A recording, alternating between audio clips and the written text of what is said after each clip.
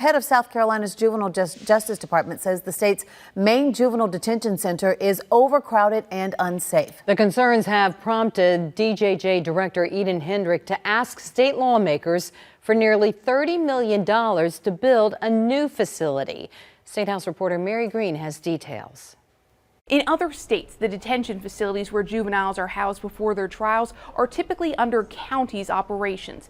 But in South Carolina, the only counties that have them are Richland and Charleston. So the state says the DJJ is in charge of everyone else at its detention center in Columbia. Right now, the state of our facilities, they're not secure and they're not safe unless we are constantly trying to make changes and constantly trying to make upgrades to always focused on safety and security.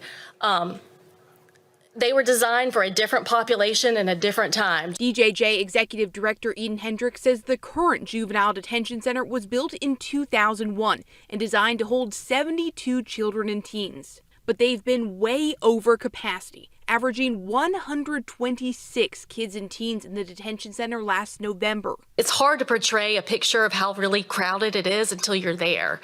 So in the cells, you know, they have toilets in their cells. So in order for a youth who doesn't have a room to use the bathroom, someone has to come out. Hendrick says they do not expect this number to drop because more juveniles are being arrested post-COVID. And a state law that went into effect a few years ago now keeps more teens in DJJ's jurisdiction instead of in adult jail. Hendrick says a new detention center's capacity would be designed around these higher numbers. We are now serving the whole state.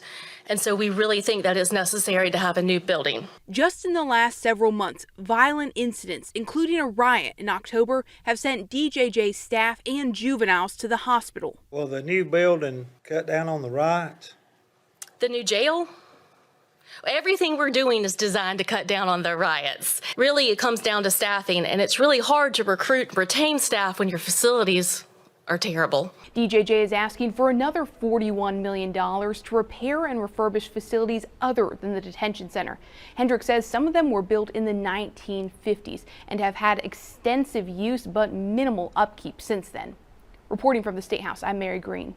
All right, Mary, thank you. And Director Hendrick says DJJ staff have been visiting other detention centers across the country to see how other states model theirs, and that a new one here in South Carolina would look more like a school than the current one.